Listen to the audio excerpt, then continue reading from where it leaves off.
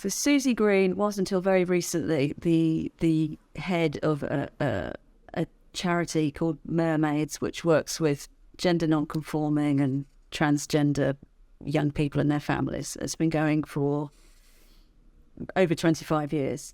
And Mermaids as a charity was really interesting because they grew up with GIDS. So it started as a group of parents whose children were all being seen by GIDS in the 90s.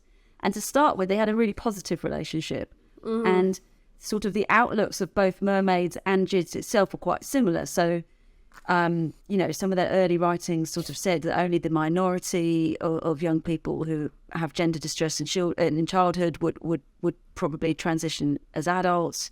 There can be loads of complicating factors and different ways into someone's gender-related distress and probably different outcomes as well. So they started off, and those people that were there in the early years found them actually, really positive to work with, and certainly in Domenico Taccioli's writings in the early 2000s and the 90s, it was, all very positive.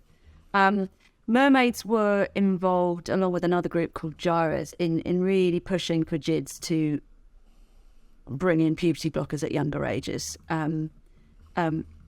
But although so were other clinicians and so were endocrinologists, so I think it's really too simplistic to say it was all pressure from these groups and that's why they did it. But they were part of it. And then over time, so Polly Carmichael would have known Susie Green since the early 2000s when she herself joined GIDS, because all GIDS members went to the AGM and Polly Carmichael and Domenico Taccioli would go to quite regular meetings. I have no idea if they're friends or not, but they, I wouldn't feel at all comfortable saying that. But they knew each other for a long time, in a professional setting at least. And over time, Mermaids' influence at GIDS was certainly felt by everyone that worked there. One clinician based in Leeds just said we were answering to Mermaids. And Anastasis Spiliadis explains that, on occasion, I don't know how often it happened, but it certainly happened more than once, Susie Green would request that a young person and their families, clinicians, be changed because they weren't getting what they wanted. And he says that was, accepted and those clinicians were changed. Now, GIDS absolutely dispute that any clinical decisions were influenced by Mermaids, but what we do know is that she would write. She felt perfectly comfortable writing directly to Polly Carmichael and making those requests.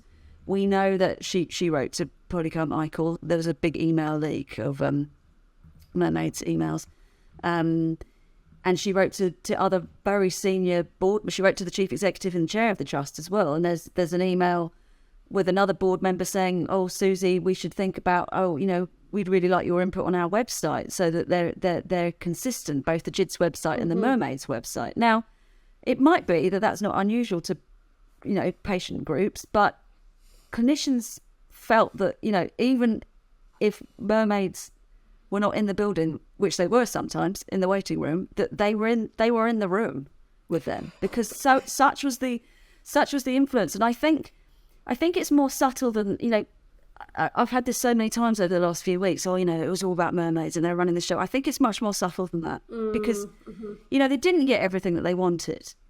For years they lobbied to have the age of cross-sex hormones lowered to much lower. I mean, it is just under 16. There's evidence of sort of 15 years and 8 months and stuff going on. But they wanted much younger ages and they never got that.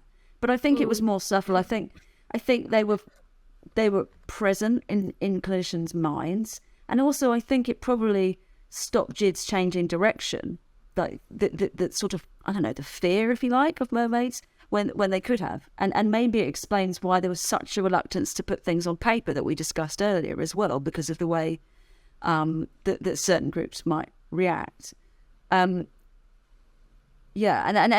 mean, the relationship started to sour probably from about sort of 2018, 19 onwards. So they're not influential now, and they're highly critical of GIDS. They think they're too conservative. So.